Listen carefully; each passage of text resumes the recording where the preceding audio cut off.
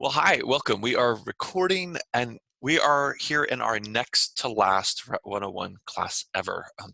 Thanks for talking to me last week about whether or not we should go all Zoom this week. I think it was the right choice, especially as we expected, COVID things are not getting better. I just heard last night there's uh, new restrictions coming into place this Friday. So it seems like the end of the semester is coinciding with the time when, oh my goodness, we really need to be staying home more than ever. So I hope you all have good plans and you can stay safe and well. Uh, what I want to do today essentially is first go over kind of in detail, kind of a checklist of what's left.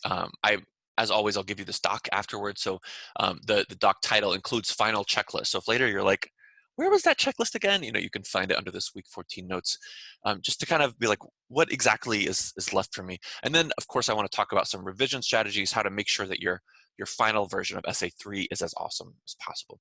As always, I want you to interrupt with questions, whether out loud or chatting. I know I have a bad habit of just going on and on and on, so please don't be afraid to jump up, raise your hand, say something. So if I were you, if I were thinking like what is left, I would first do what I've hoped you would do all along, is see if any old grades seem empty or wrong. I do this before I submit final grades. I do kind of like a line by line, really careful double check of everything. But it's true that I have done that so late in the game that it's like, oh, I found a problem. Oh my goodness, hope this person is checking their email today. So you can help that by just going over and making sure that what you see right now looks right. If you submitted something in the last week or so and you don't see a grade, that might just be I didn't get to it yet. But anything older than that. Um, Obviously, you have Essay 3 to do. I want to strongly suggest, of course, that you submit it by the Monday before Thanksgiving. That's the new due date that we switched it to after we talked last week. And remember to also write that brief reflection. So in Canvas, those are both written there. I think you understand that. There's no surprises there. So then what's left? Well, I added a new thing this morning, and I'm asking you to write 3 surveys. And you might be like, 3 surveys? This is a lot. Let me show you why there's 3 and what it means. So if I go down to exam week, the very, very bottom, that's when they're actually due. You can do them before that if you want, but it's the Wednesday of finals week, the Wednesday after Thanksgiving. And it describes there what the 3 are. The first one is the official course evaluation that you can now find over here on the left bar of Canvas. Of course, if you're on a phone, it's a different place, but it should still be there. That's the official course evaluation that you'll do in all of your classes. You may have already gotten emails from the school about that. And that's the one that is really like the official one. If we were in class 3 days a week, I would actually have you do it in class in the computer lab, and I would leave to kind of give you 100% privacy to do it as honestly as you want. That really is an awesome thing. It's a way to give you some power to talk back if there's a problem in a class. So I'm telling you partly about me and partly in any class. If you're like, there was some stuff that was not, seemed like it was by the book, this is a great place for you to anonymously, with no fear of reprisal, to let that professor's bosses know that there was a problem. Of course, it's also a way to praise. It's a way to say for the official record, hey, this professor was great in this way or this way. I always read those and I use them to help me shape my future classes. So they're really great. However, that official course eval doesn't really ask some of the things I need to know. It doesn't say things like, how did you like not having a textbook? Hey, how did you feel like we did with the switch to COVID? How did you feel about writing things in Google Docs versus like writing them in Word docs? Did you care? Do you have a preference? So some of that stuff I've written in a second evaluation. Now that's also completely anonymous, just like the first one. I'll never know who wrote which. And the difference is that the second one, no one will see but me. So here's a problem, is that I want to give you credit for this. I want to be like, hey, yeah, I want to reward you for taking these surveys. They're not super short. But on the flip side, they're anonymous, so how am I supposed to know you did them? So what I'm asking you to do is just, when you click submit assignment, it just gives you a little place to write. And I'm asking you to write, it says it up here, I took all 3 surveys. Take them, say that, be honest, and I'll believe you. And when you do, I'll drop your lowest, smallest assignment grade of 20 points or fewer. So just so you know, that's kind of something I'll be doing that math the last week of class during finals week. There's a third one I didn't mention, which is super short. I can show you. It's essentially just, hey, do I have your permission to anonymously share your writing with future students? I take this really seriously. I hold myself to the things it says there. and I won't even read what you say until after I submit final grade. So if you're like, what if he wants me to, but I don't feel like there's no pressure. I really just want you to fill it out and just say yes or no. I've also had people say it's complicated, and they'll say, well, I do want you to, I'm okay if you do essay 1 and 3, but 2 was really bad, and I don't know what's up with that. So please don't ever let that see the light of day again. And I'll do that. So just so you know that that is there. Any questions about those surveys? Does that make sense?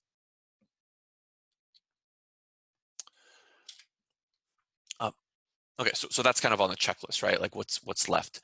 The last new thing I want to briefly mention today, but I don't want to go over in detail because that's what we'll do next week on our final Zoom, is I've changed that final assignment. And I hinted at this last week when we talked about kind of changing dates. You know, COVID has been so hard, and we were going to do an e-portfolio. You were going to make a whole website. I've kind of been hinting at it all semester. Instead, I changed that assignment to make it, I think, a whole lot easier. Let me show you what it is just really quick.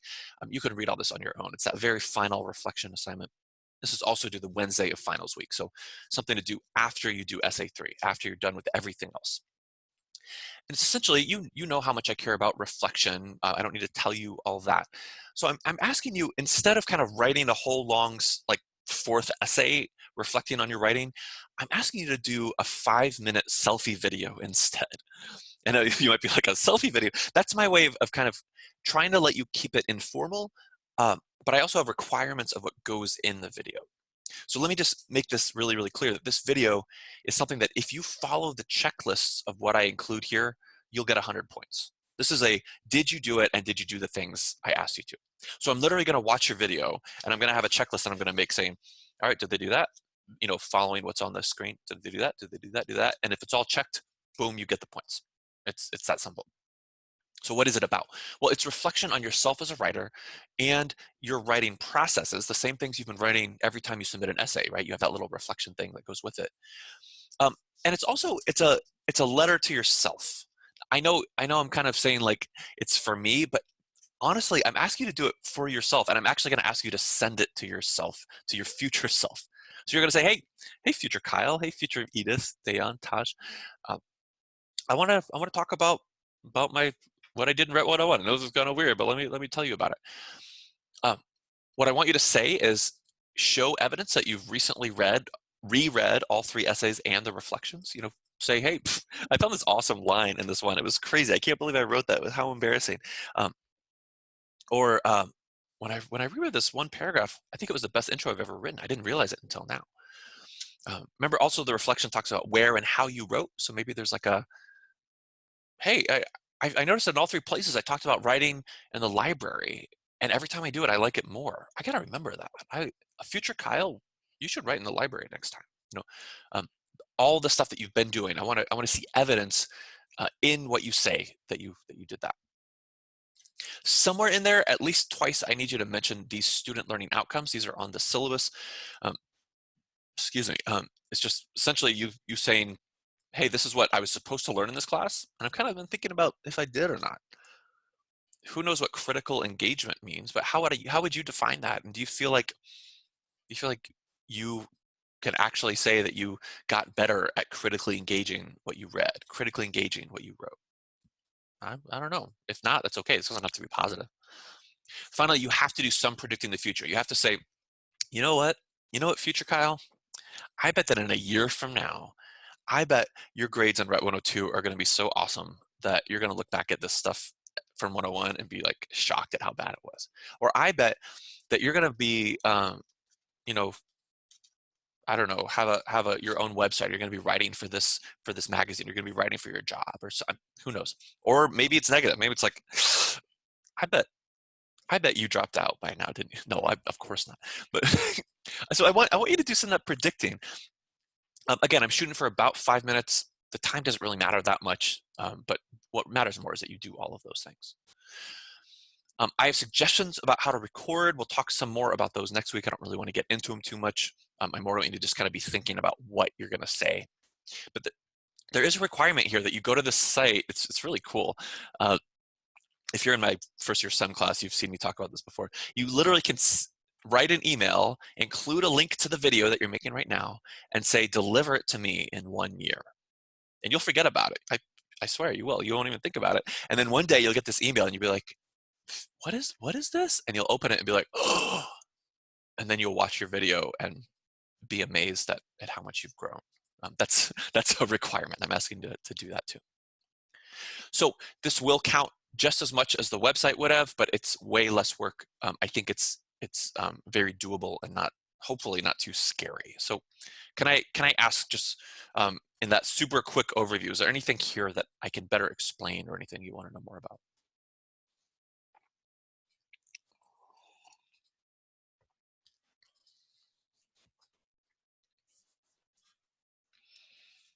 I'm kind of pausing in case you're typing in the chat, but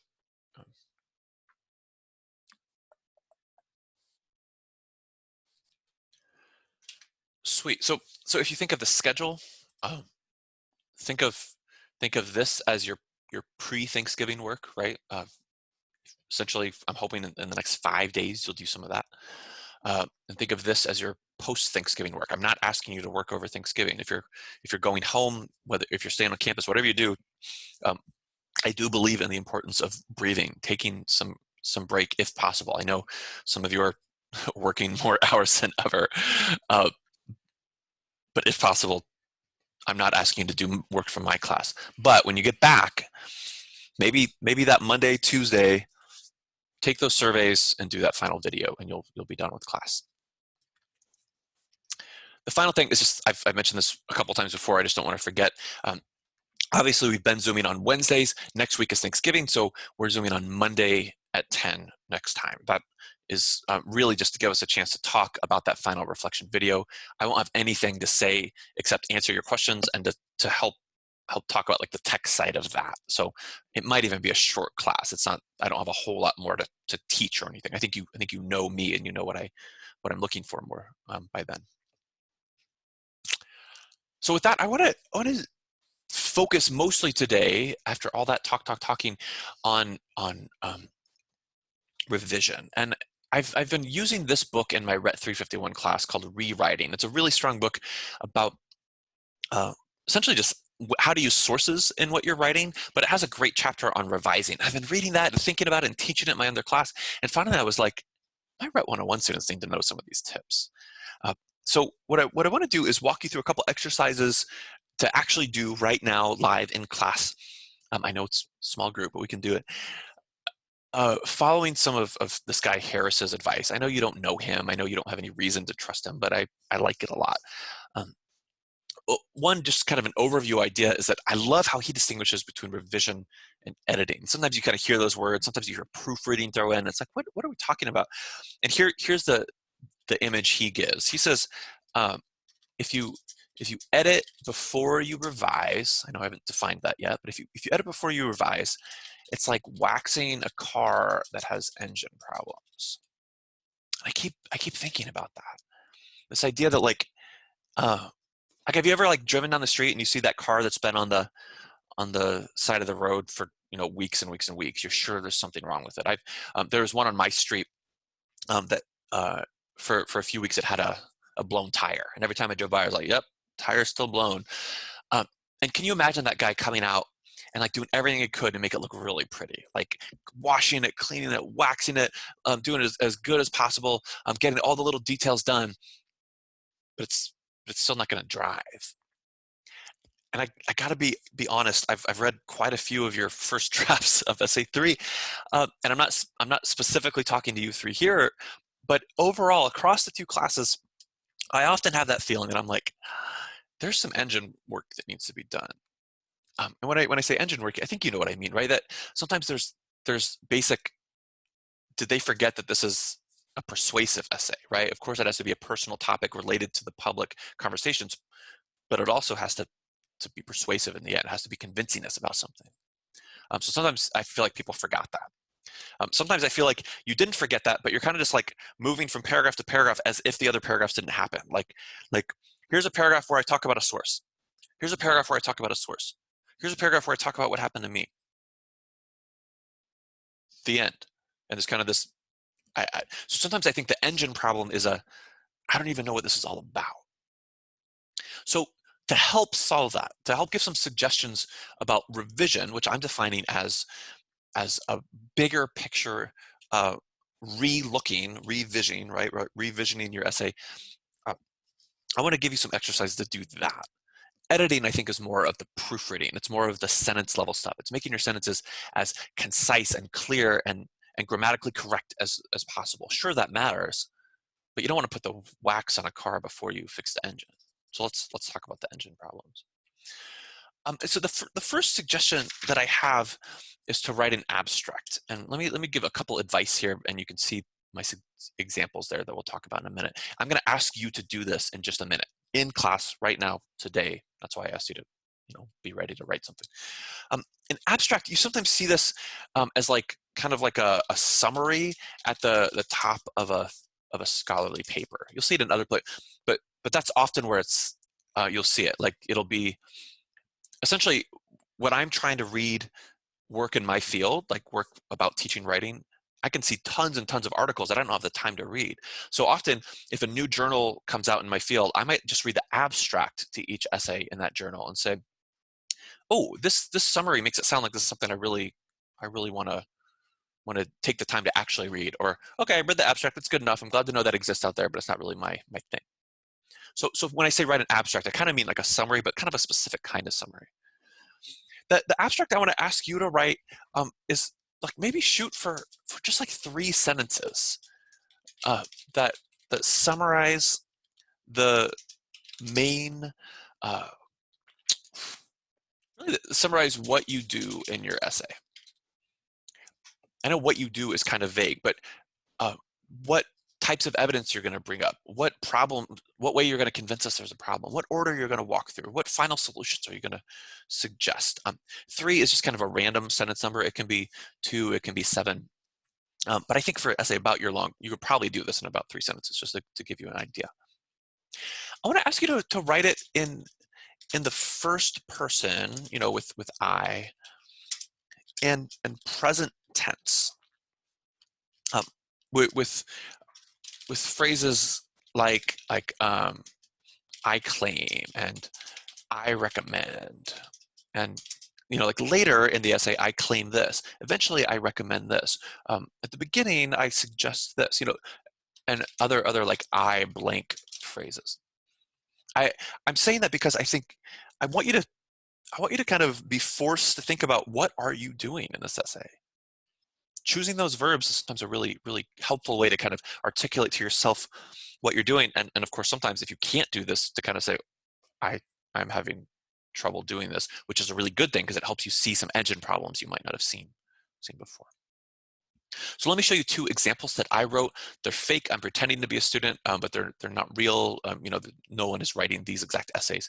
But to show you what I'm going to ask you to do in a second. So can I just kind of quietly ask you to read both of those? I'll actually make them a little bigger because they'll fit on the screen better. Read those 2 abstracts and we'll talk about them.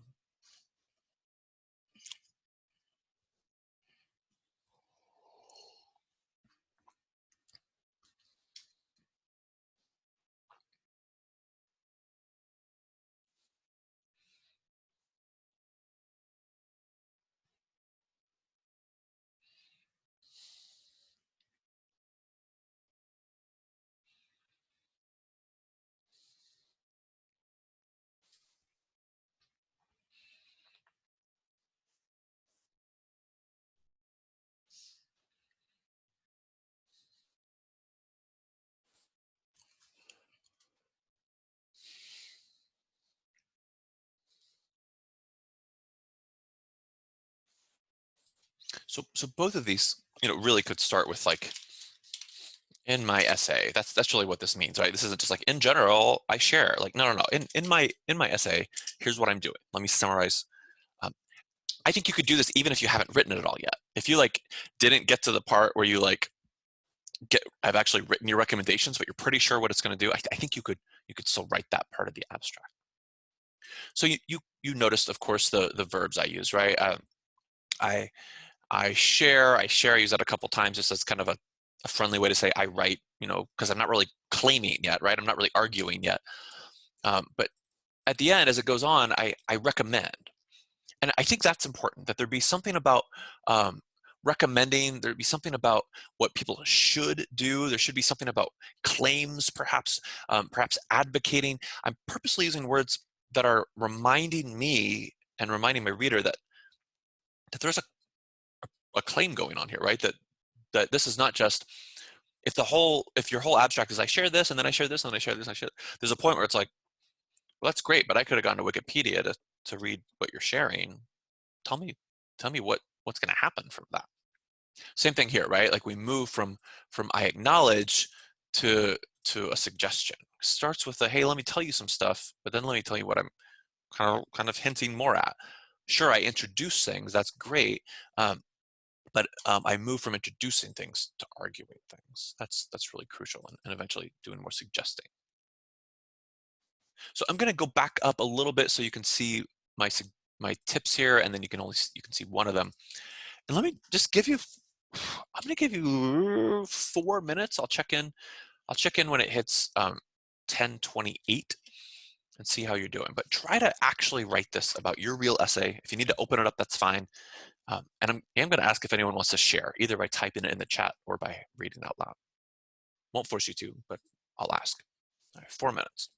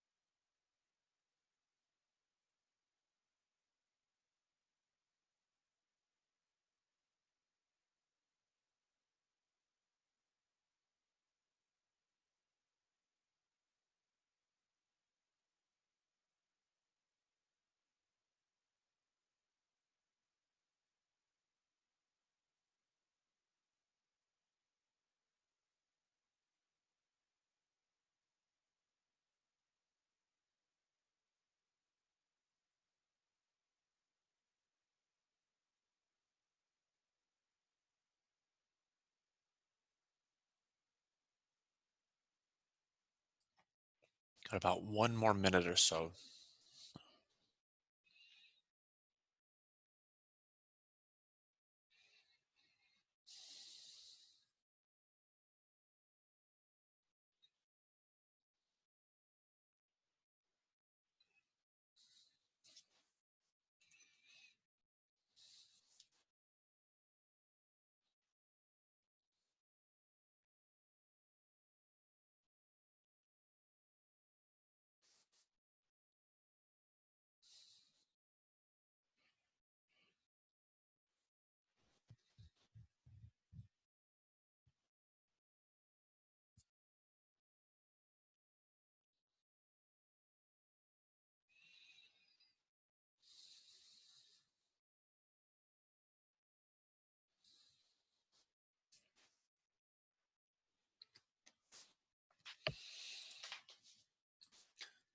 So I'll say that personally, I have no idea if that was way too much time or way too little time. Uh, can I can I just ask that if any of the three of you are uh, can I think maybe since there's three of you, can we just go down the line? In my screen, I see Dayan, then Edith, and then Taj. Can all three of you just say in that order, um, either "Hey, I need more time," or "I'm done, but I'm not willing to share," or "I'm done and sure, yeah, I'll read it to you or type it." Dan, what do you think? I'm done, but I'm not willing to share. Totally, there's super no pressure. Edith, what are you thinking? I'm not done yet. Okay, Taj, what about you?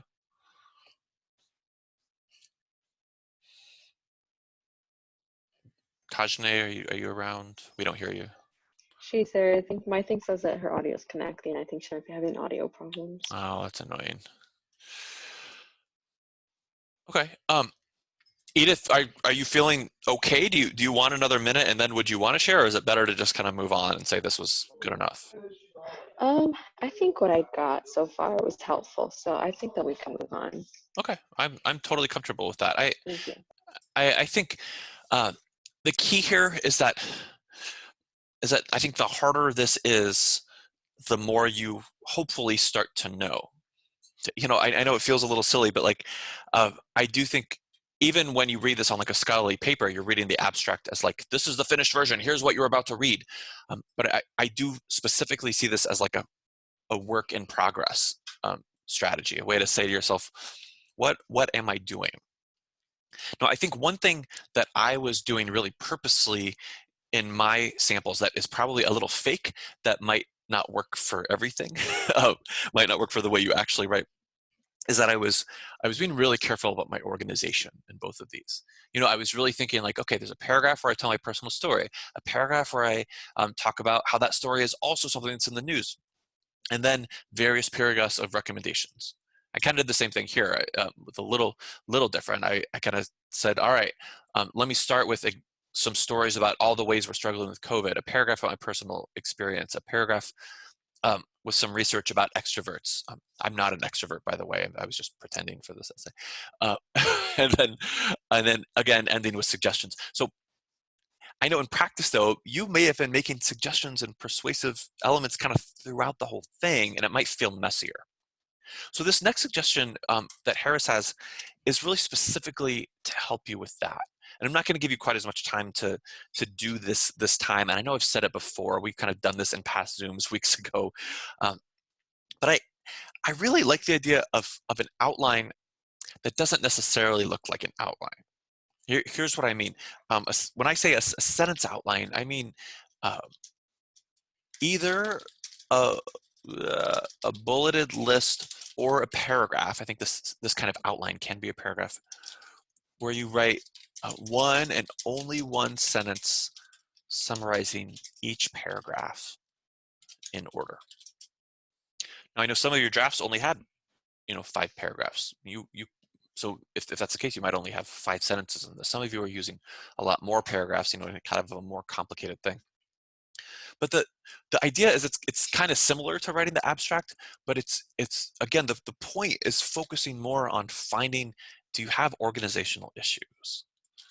Discovering organizational issues you might not have even known about.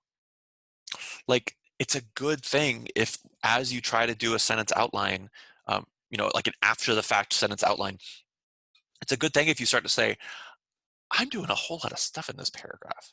Well, great. Well, as you're doing it, split that paragraph up and then go back to your outline after you kind of fix the things you're working on, right?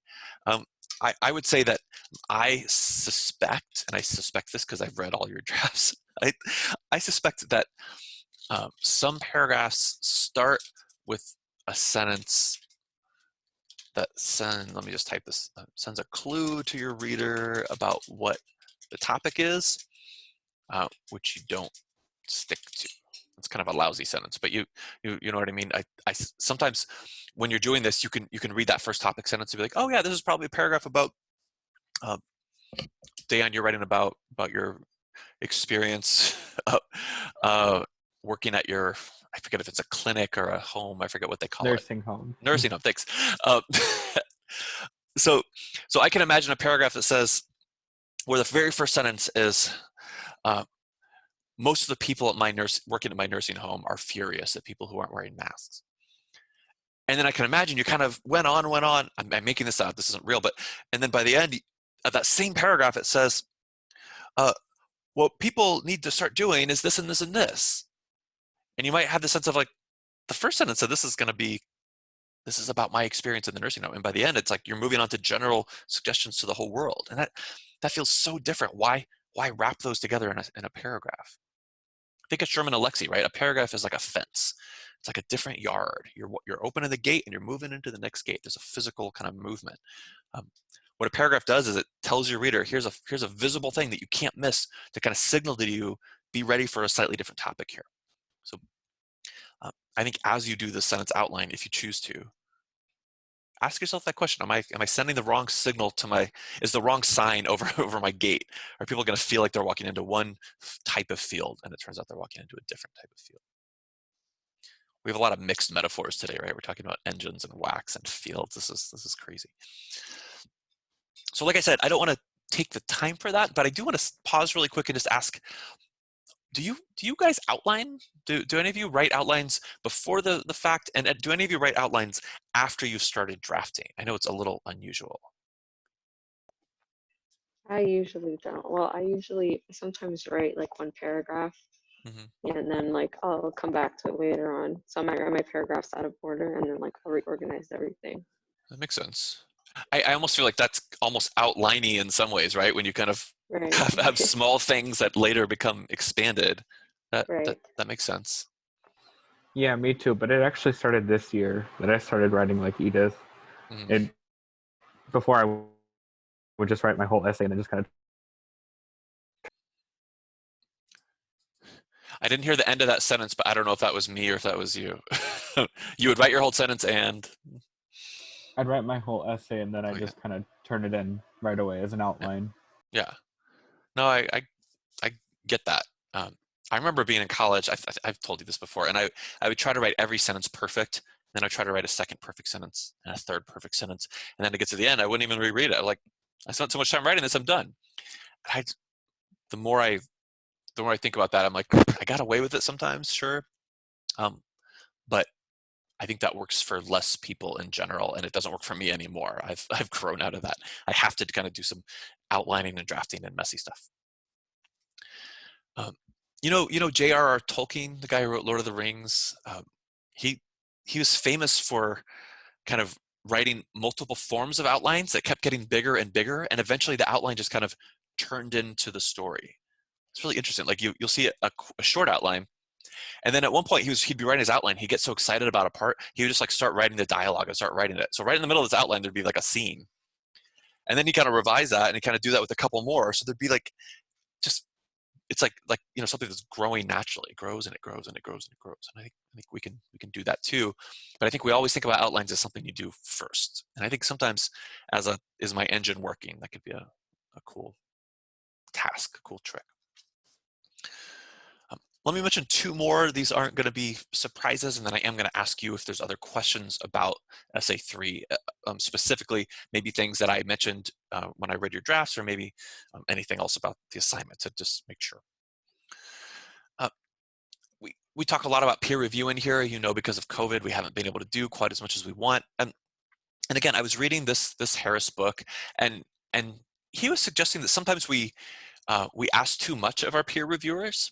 He said what he sometimes asks students to do is literally to have a printout of someone else's essay. And he says you can do this with a family member, with a friend, with people in class, and to literally have them just like underline stuff that works well, just like with a straight up underline. And then anything they're worried or have questions about, to do like a squiggly underline. I don't think I can do that in Word, but mark with a squiggly underline. And he's like, often you don't need too much more than that. I know that's not always true. I know sometimes you're like, what didn't you like? I'm so confused. More conversation could be really good. But I like that idea of like having someone affirm to you, just kind of with that brief little underline, like, ooh, I liked that. That was kind of cool. And maybe that'll help you have some way, even if it's not what they had in mind, to kind of say, I want to do a little more of that. And of course, the places where people are confused is good to know, because again, as I read a lot of people's drafts, I often had that feeling of confusion. Sometimes on a big scale of like, why are you even talking about this here? Why are you talking about this at all? What does this have to do with your argument? But sometimes just on a small scale, like, what exactly does that sentence mean? I keep reading, I keep thinking about what you mean by that, and I'm not quite sure. So that um, they could be looking for big things and small things. I know that takes time. I know it takes a little bit of social awkwardness to do that outside of class. But think I think almost anyone in college can do this for you. It doesn't have to be someone who's awesome and perfect. Uh, just so you know, the Writing Center does close this Friday for the whole semester because, of course, there's only 2 days of class next week, and the students working there are also students who have their own finals and stuff to get ready for. So if you want someone who's a little distant, maybe someone who's not your best buddy, someone who's not your mom, maybe show up. Email Writing Center at Rockford, ask for an appointment. Maybe just walk in. Their hours are on their portal page, which is linked at the top of our Canvas site. It's just Writing Center. You can even email them a draft and say, hey, just give me a quick idea of like how I'm doing here. I think it's always a strong idea. Finally, the last thing that Harris suggests is he points out that your good stuff, your best stuff, the place where you finally are like really expressing really clearly what you want to happen, what your best suggestions are, often in first drafts happens at the end of paragraphs and at the end of essays. And that's a problem. Because if you put things at the end, you're forcing your reader to kind of wait, and maybe even wait confused, maybe even wait annoyed, maybe even wait like wondering like where are you going with this?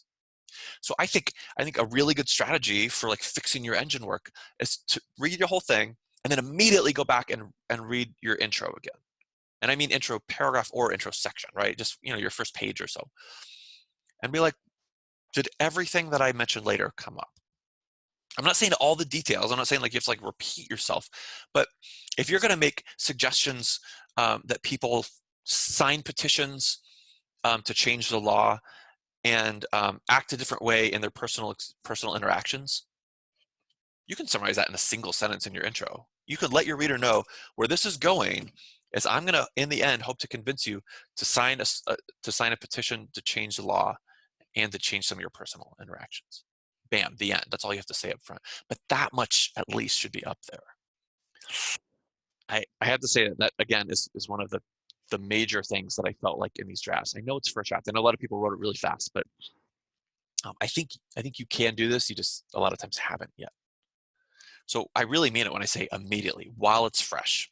Like, again, this is one reason I like to have pieces of paper, because then I can like flip back and forth. Okay, page 2, did I say this? Page 1, yeah. Oh my goodness, that's it. Oh yeah. So you might, your first page should probably include a summary of the kinds of evidence you want to bring up. Your first page should probably say, I'm going to prove this by sharing some stories from my own life and by citing a few articles from the New York Times. The end. That doesn't have to be more than that. But again, let us know what kinds of evidence you'll use and the kinds of solutions you'll make. You might think, we talked about this last week, I know. You might think, oh, I want to have like a surprise. I want to like really, really shock them. It's probably not worth it. I know. It's occasionally worth it. I'm saying probably. You might be able to really build some pressure and have us go like, oh my goodness, Rosebud is the sled. You like some like big surprise ending to a movie.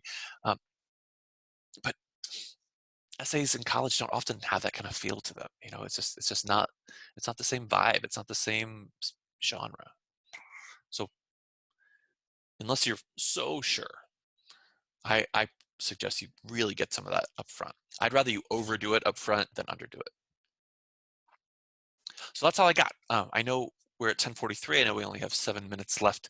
Uh, can I pause and I'm going to open up the assignment itself and just ask, is there anything that I can talk about, anything that we could talk about this assignment, about how to make sure you do it well? When we're adding in stories, okay, so does the story have to be okay? I know I think I answered this. Hmm.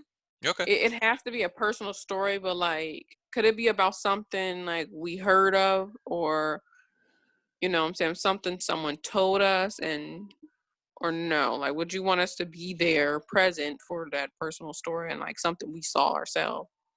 Um, I my first reaction is that I don't care. Is that I heard of is okay. Um, and yet, I guess there's different kinds of I heard of, right? There's I know in yours, Taj, you're talking about racist propaganda and racist images and stuff that are out in the world. I think it's one thing to say someone I know, my mom, my friend, my brother, my roommate experienced this. To me, that counts 100%, right? That, of course it does. But I think the further distant you go, if you just say like, over the years, I've heard of plenty of times when people have faced this kind of thing. To me, that's kind of so much more general that it's a little, to me, it doesn't have the kind of impact that I'm trying to give you practice with. I want you to have the impact of like, this was either to me or like just one or two steps removed. So I don't know if that helps, but in general, That helps a lot. Thank you. okay, yeah, in general, I'm okay with that. I was looking to see like, what does it actually say here? Any connection to yeah, it is pretty vague. You're right.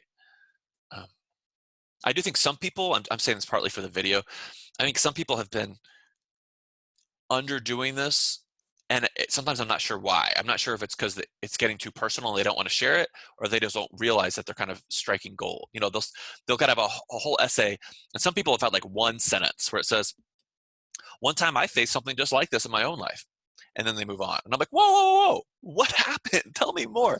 So, uh, in general, if you're comfortable, I kind of want to know more, but it is okay to say, this is something that's really traumatic for me, so I don't want to say more than just this. You could write that sentence. But let me just mention this much. That's allowed. What else could I answer? What else has been unclear? What else are you wondering about?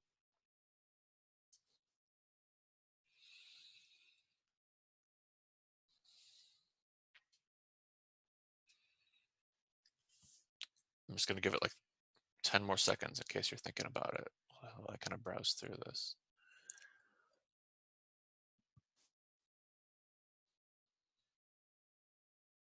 Oh yeah, one more question. Okay, so Please, please. so for the mine's never really got peer reviewed. So can I ask somebody? I asked Edith from a different group to look at mine. Is that okay? Yeah, you can do whatever kind of personal peer review you want. You know that Okay. as long as you're the one writing your sentences, I don't want someone else to ever be like, here, let me give you a new intro that you can just paste in. I know you're not saying that, but I'm always okay with all conversation that guides you to what you should write is always okay. I'm totally fine. Okay. Sorry you didn't get any. I know it's uh, with COVID and with everything, a lot of things came in late, so that led to a lot less peer review people in there. But um, no, I get it. 10 more seconds. Anything lingering?